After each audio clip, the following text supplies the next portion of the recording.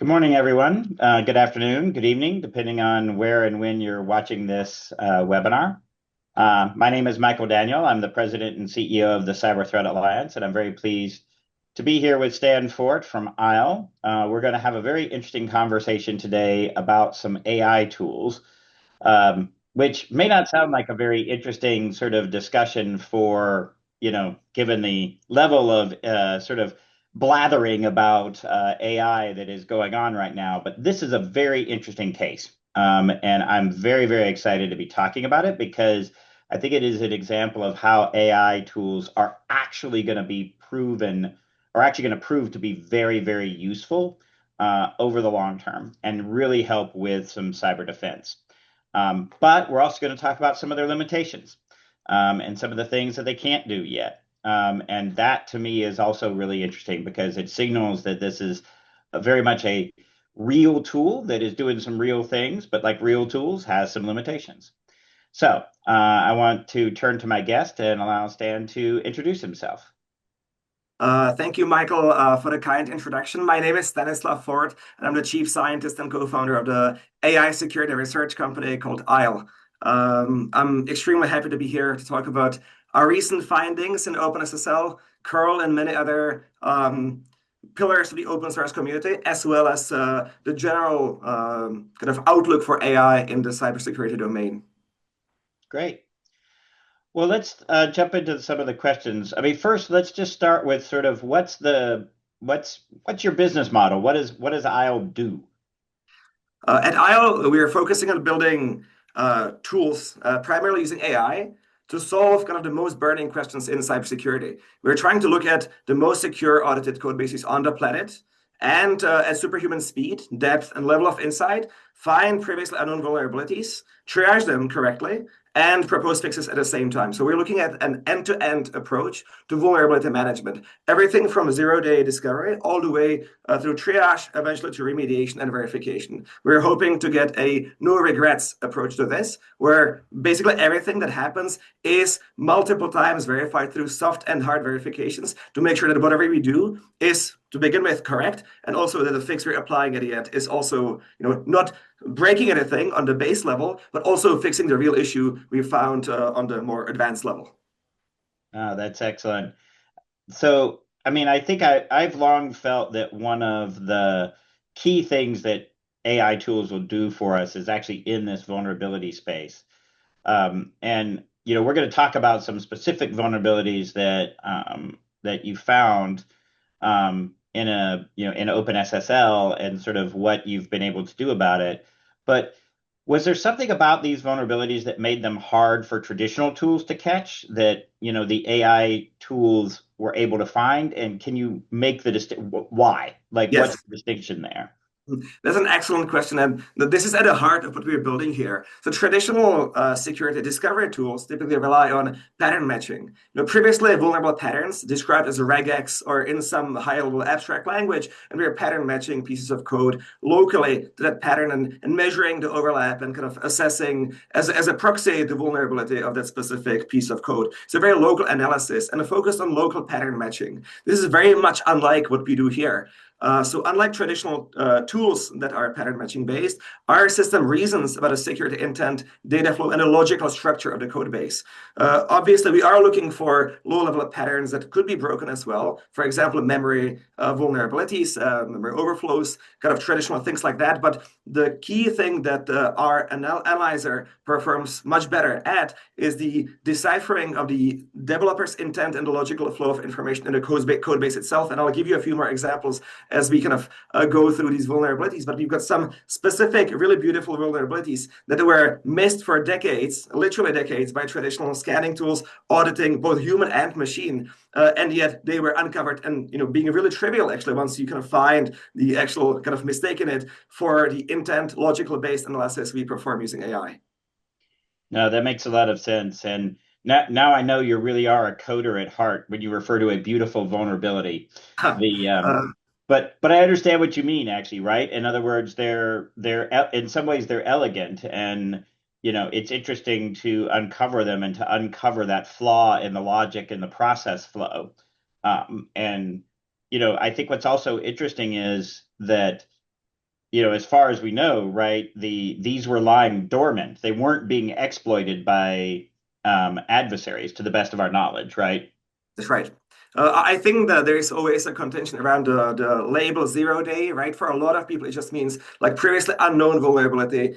At a time of discovery, no one publicly disclosed anything like that. But there's like the more stringent definition that requires the active exploitation. And I think we're not aware of any active exploitation of the 12 OpenSSL vulnerabilities were just fixed in this security release that we'll be talking about for sure in the future. There were some indications on X that exploits were developed for the high severity one of them, but I don't think they were used in the wild as far as I know, although the exploits were quite easy to develop given that it was a pre-authentication vulnerability.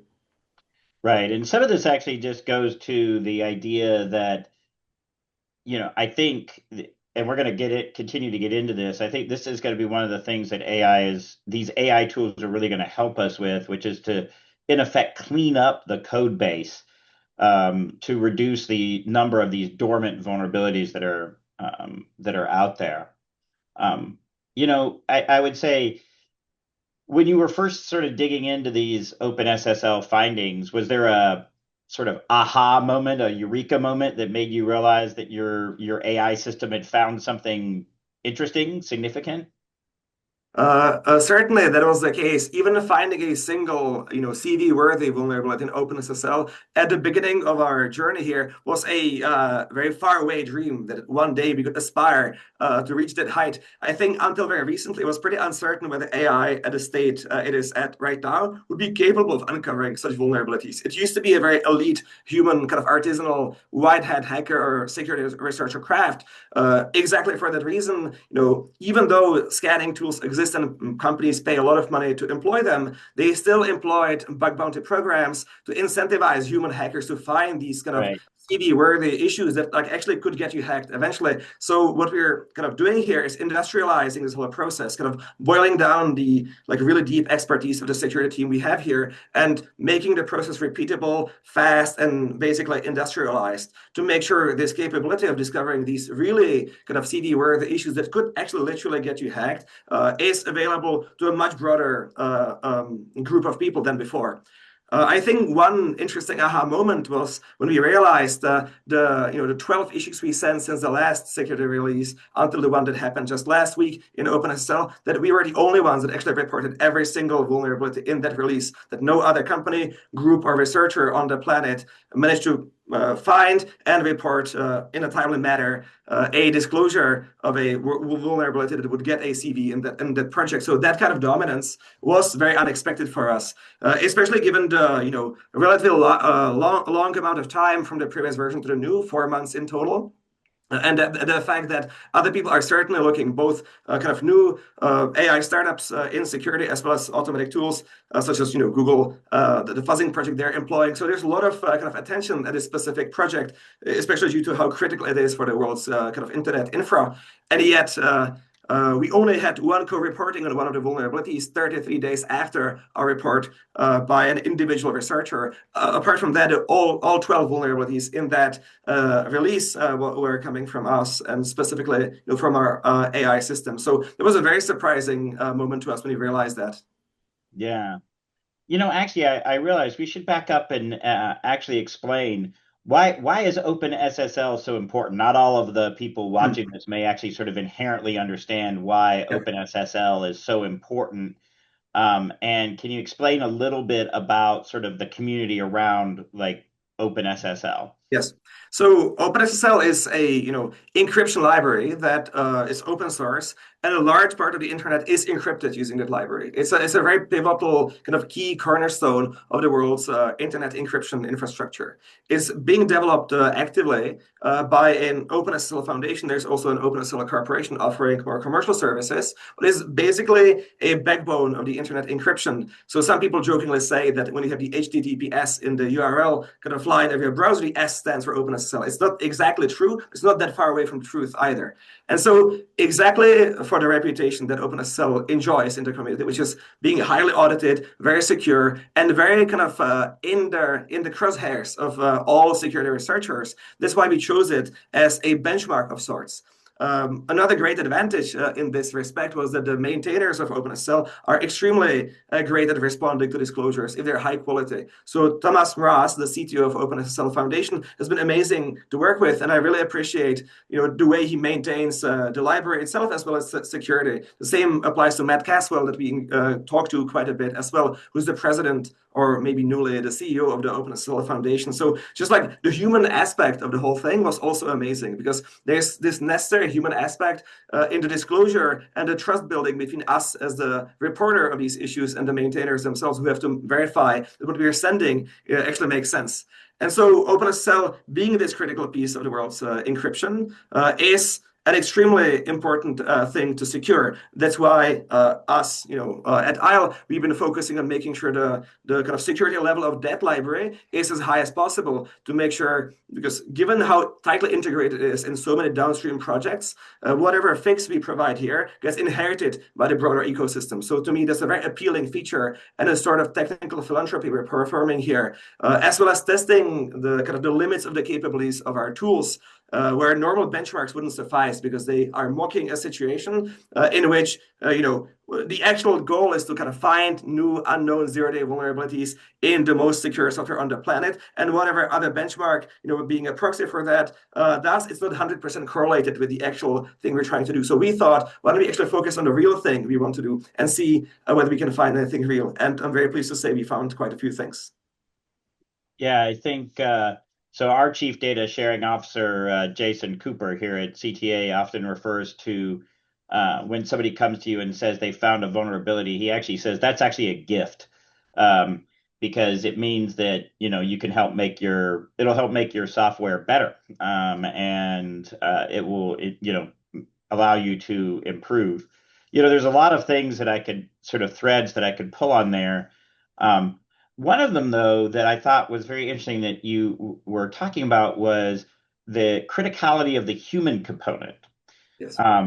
And what strikes me is that the AI tools that you're building, right? They are not.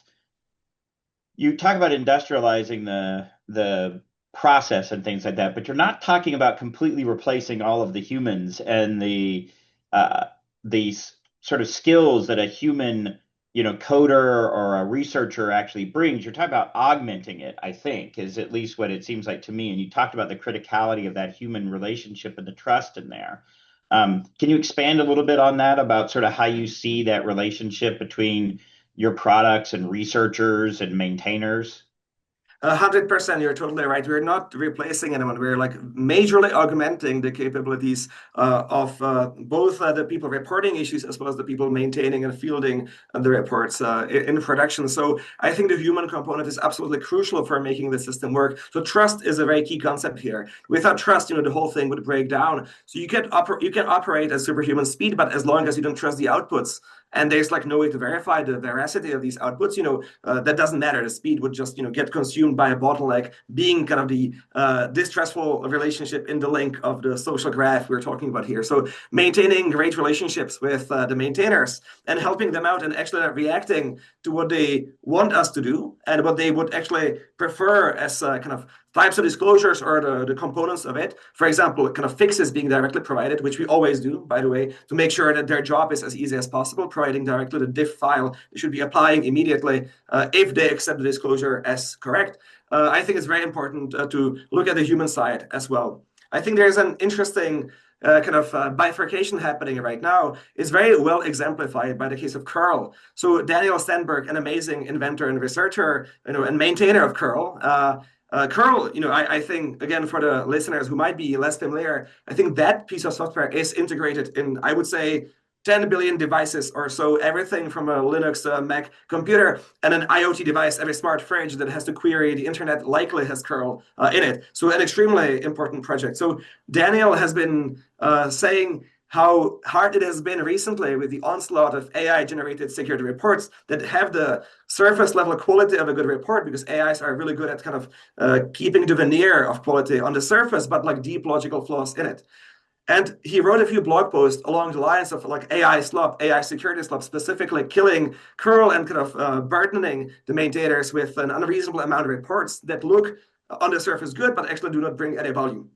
At the same time, we've been talking to Daniel both through HackerOne, where we were reporting issues at first, and then specifically through our Slack channel and over personal email connections, where we were actually reporting a lot of high-quality issues, like dozens of high-quality issues that were actually accepted at curl, either as bugs that were fixed by normal PRs, or even in 5 cases as genuine new CVEs in curl as a library. So we see that the distribution of the quality of AI-generated security reports and disclosures varies, and while the median quality goes down, which usually goes by the moniker of AI slop, the top elite long tail end of the distribution also increases, which is, I think, the reason why we're at the same time getting these kind of reports on how bad it is, and also seeing a real genuine CVEs, even high severity ones, being issued for AI generated disclosure reports. So it's an interesting situation where any point estimate of the quality of the situation does you a disservice, because you would like to look at a full distribution, and while the middle one goes down, the top also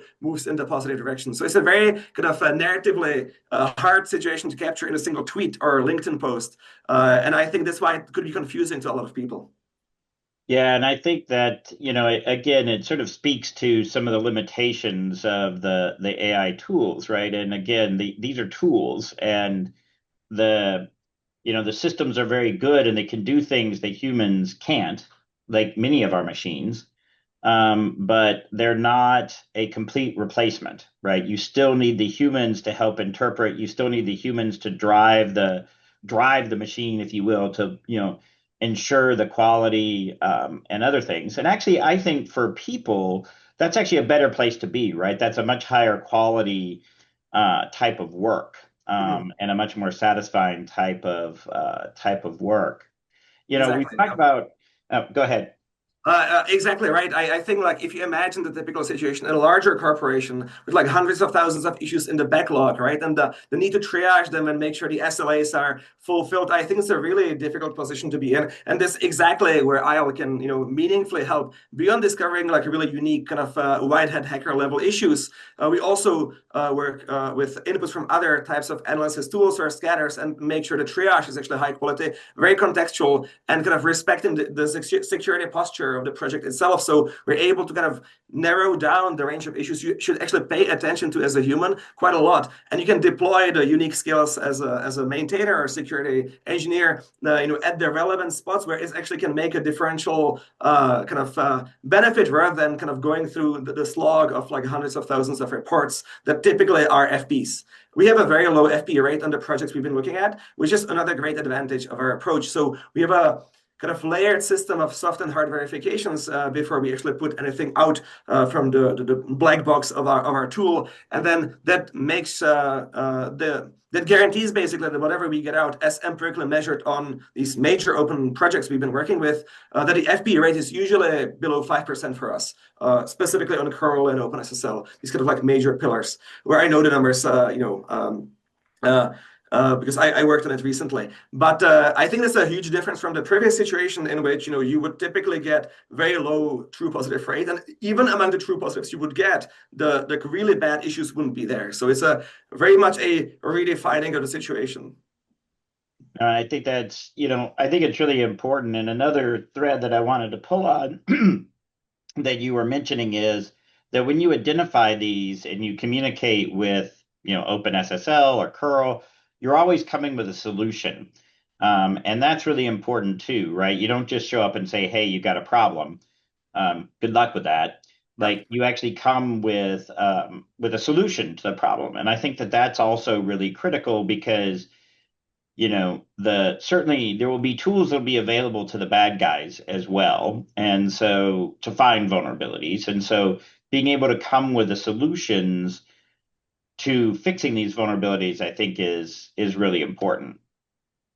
100%. The way I see this is that the bad guys for sure will be using AI, because they will certainly be using whatever tool that's capable of doing damage they could get their hands on.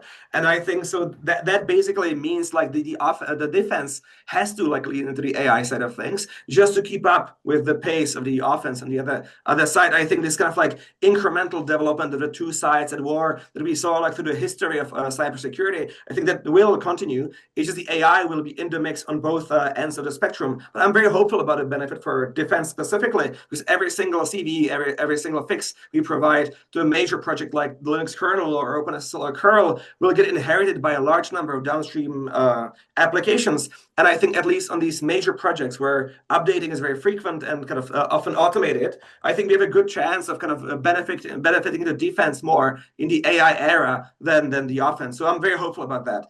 The jury is still out. It's a very early days in this field. I think the fact that we got these 12 CVs out of 12 in that OpenSSL release was a wake-up call for a lot of people to the capabilities of AI in cybersecurity, especially people who got like lulled into complacency with the AI slop kind of narrative. And I think we will see in a few months or years what the situation is. We're heavily leaning into proactive defense. Finding kind of old issues in code bases is one thing, but I'm very hopeful that we could kind of get to the bottom of that barrel and remove all the legacy issues at some point. I think it's not a dream that is like that far away from reality right now. In OpenSSL specifically, we found some issues that were in the code base for 25 years, which is since the 90s in some cases, even from previous projects that OpenSSL inherited. We've got a few more examples like that, by the way. That was another aha moment for me. So we found a really kind of interesting issue in Samba, this kind of Windows Server like layer that had a CVSS of 10.0, so very rare, like full score severity vulnerability. That actually, when the maintainers looked at the vulnerability after the discovery, they said it was a glaringly obvious issue that just didn't get flagged by any automated testing, because specifically it was a logical issue in the design of the whole thing. It lay dormant in the code base for 13 years. So it was a very much a legacy issue, very severe, and yet, basically undiscovered. And so we've been finding more and more so that we're able to catch issues that would normally turn into CVs in major open source kind of critical projects before they make it into a version. So we proactively catch issues that have not had a chance to do any damage yet because they didn't get integrated into the actual release version people use. And so we proactively catch them, send a PR, and repair them. And we've had a number of such issues in curl and OpenSSL specifically. And now, I'm very pleased to say that curl and OpenSSL both are now using our incremental analyzer in their CI/CD kind of scanning every PR, every code change for a potential introduction of vulnerabilities in the same way we would do it in a retroactive manner. So I'm hopeful that if we do this right, and I'm 100% committed to doing this right, we could make sure that no new big vulnerabilities are introduced into the code bases as we go on. Yeah, and I think that is such an interesting change, right? That the idea that you could have a much more secure code base from the very beginning. What also strikes me though is OpenSSL, curl, those are all things that there's active people maintaining it. There's a lot of people looking at it, and you still found vulnerabilities. It raises the question of what about all that stuff out there that hardly anybody's looking at, right? What would can you imagine sort of turning your tool loose on something that isn't as highly, maintained? Yes, that's a really great point, Michael. And I can imagine that because we already did it. And we actually run a pretty massive parallel program of looking at kind of the most important pieces of the open source ecosystem, including the less maintained, but still kind of critical, maybe potentially even abandoned projects. And it's a bit of a tough question, like what do you do in the case that the project is actually not maintained actively, like who do you report the vulnerability to? And then sometimes at that point, the maintainers explicitly say we're not maintaining anymore. So, it's use it at your own risk. But we've been very lucky in when we reported issues, we often got a reply very quickly. So I'm actually, we kind of never had a situation in which the open source maintainers would just not respond at all or ignore our reports, and sometimes tweet or something would help to kind of activate that as well. So it's a thin line between reporting issues and not being obnoxious about pushing too hard. But if you believe you found something real, I think there's a real urgency in getting it fixed as soon as possible, especially in the things that people use quite a bit. So we've been in this kind of open source program, that's only a part of what we focus on, but forms a really strong benchmark for us. We've reported over 300 previously unknown security issues already that got fixed in many projects. Because CVEs are a kind of lagging indicator of the whole thing, and not all projects kind of assign CVEs. And we never Right. assign CVEs ourselves. We're not a CNA, but we also wouldn't do that because it feels a bit like cheating in some way. We've already, through the external assignment, got over 70 CVs assigned in the last few months of operation, which to me is a incredible number. We've been looking at very hard things, such as the Linux kernel, many things in the Apache ecosystem, such as compression libraries, some HTTP servers, a lot of the things that you kind of use daily on the back end of the internet, everything through the middleware layer as well as the application layer. So we found a really nice issue in Signal and a very secure messaging app that didn't get a CV, but to me it was very interesting because we could verify that our tools also work for the application layer. And I'm not sure whether you're interested or the audience is, but this is a very fun bug that already got fixed and everything is fine, so we can talk about it publicly. But you could craft a malicious picture that would request a really huge canvas from the operating system on your phone. And in one specific part of Signal, in the Android app specifically, normally this would get checked and nothing bad would happen, but there was one thumbnail visualization utility that didn't check the requested canvas size for some maximum. So we could kind of request too much memory by displaying that image or requesting to display it through the attachment button, kind of like a lookup, little kind of icons you get when you try to attach a picture to your message, and it would silently fall and the app would break. And the operating system would say, we just stopped the app, it wasn't working.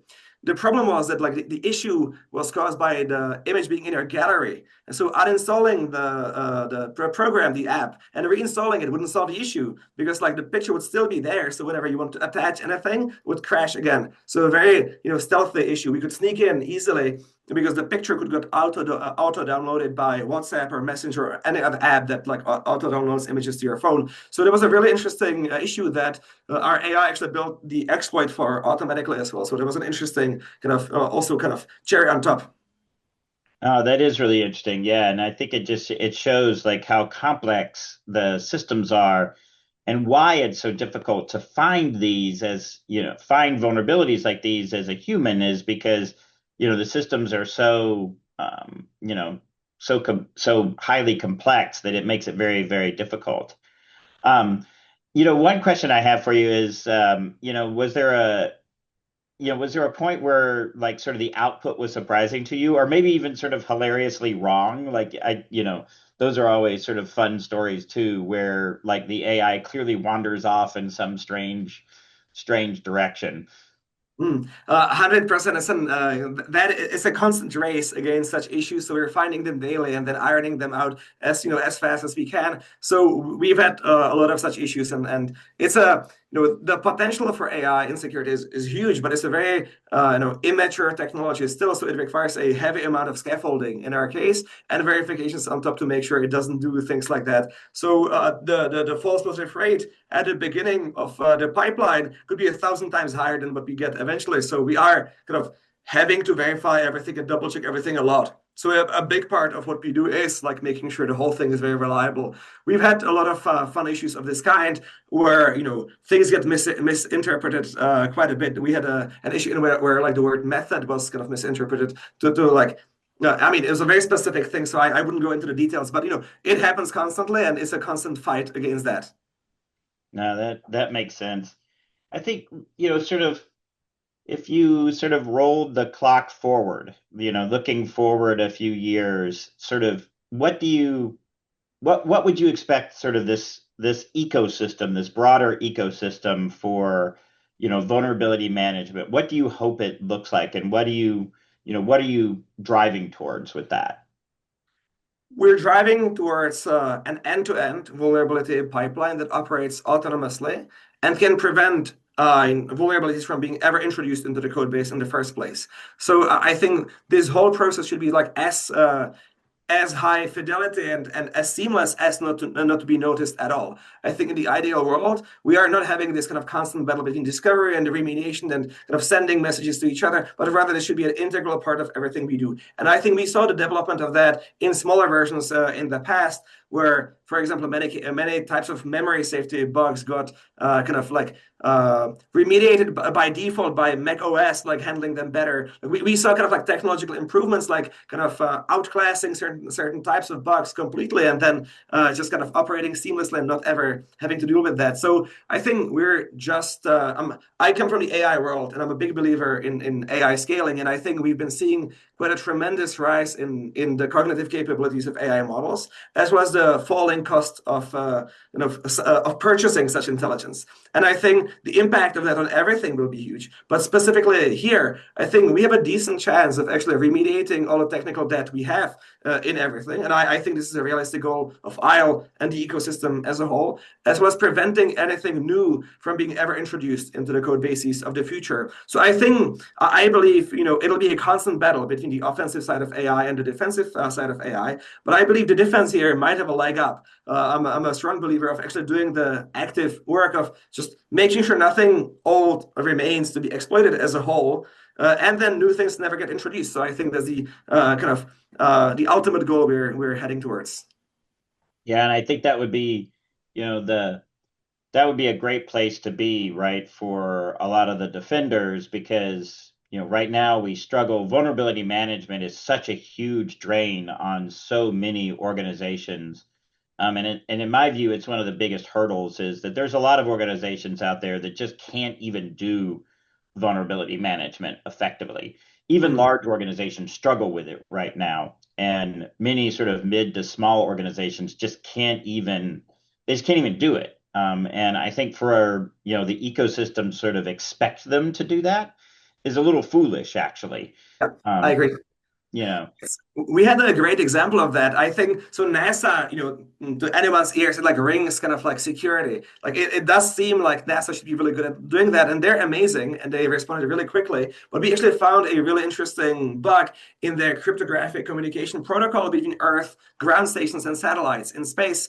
A mistake introduced by an engineer kind of accidentally as a development kind of utility and never removed that potentially could have allowed the attacker to run arbitrary commands on the satellites in space, like potentially jeopardizing billions of dollars in the hardware, like literally already in orbit. And that was really interesting to see that thing stayed there hidden for 3 years.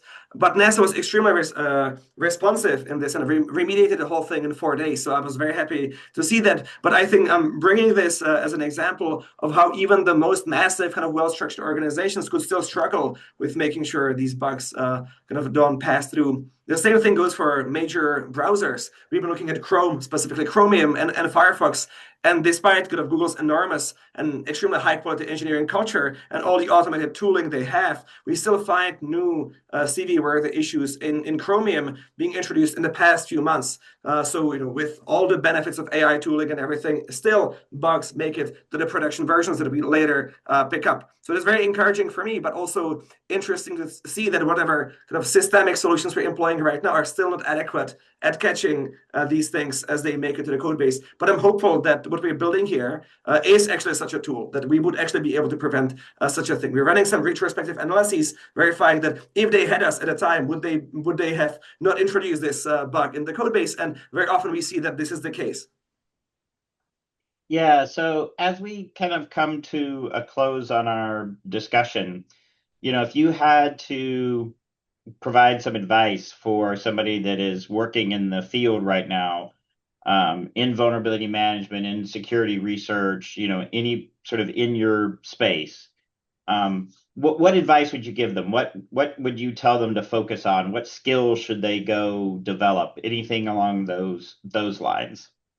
I think many things in the world are changing right now. So some preconceived notions of what is the case and what tools should be used and what the right approach is, these things could be rapidly kind of eroding. So my basic advice, and I'm in no position to advise such people, I think they do an excellent job already. But if I could offer advice would be to engage very actively with the development of AI. Things are changing on a monthly basis, and the things that used to be unreliable kind of coding assistants are now building major features in big code bases. So I think kind of staying on top of the game and understanding that if there is a kind of an issue with the current version of AI, that a future development could easily make sure that this is not the case anymore. I think that as a meta strategy of kind of keeping up and actually trying by hands-on the AI as it evolves is a really useful tool. I mean, we saw Linus Torvalds, right? Like vibe coding. I mean, it was a small side project, but still, I would not have expected this would be the case. And I think there are many kind of lines of evidence converging to the point that even very discerning, high-quality engineering-minded people are now appreciating that AI is very good at that specific domain. That would be the meta advice. The more specific advice would be try ISLE, where I think doing a really good job at making sure these things either get discovered or never make it to the code base. So yeah. No, that's great. And I think that again, I tend to be one of those that I'm a bit of an AI skeptic in the sense of meaning that not that I don't think that the tools are useful. I just tend to take a lot of the marketing claims with a grain of, well, a whole block of salt. But I think it's really amazing what these tools are going to offer for cybersecurity and what they're going to offer and how different the world could be in another 5 or 6 years, I think. Some of the ideas that we've talked about today of like really driving out vulnerabilities from the legacy code base, from making it much safer to deploy new code, like that could fundamentally change the security ecosystem for the better. And that's a really exciting place to be because it's been a long time since I think we've had that kind of opportunity in the cybersecurity space. So, Stanislav, I just want to say thank you for joining me today to talk about this and talk about all the great work that ISLE is doing and the work that you're doing with OpenSSL and the changes that are coming. So I'm looking forward to seeing what else ISLE can do and what all these tools can do. So thank you for joining me, and thanks to everybody who has watched this. Thank you, Michael, and it's been an absolute pleasure to be here. Thanks.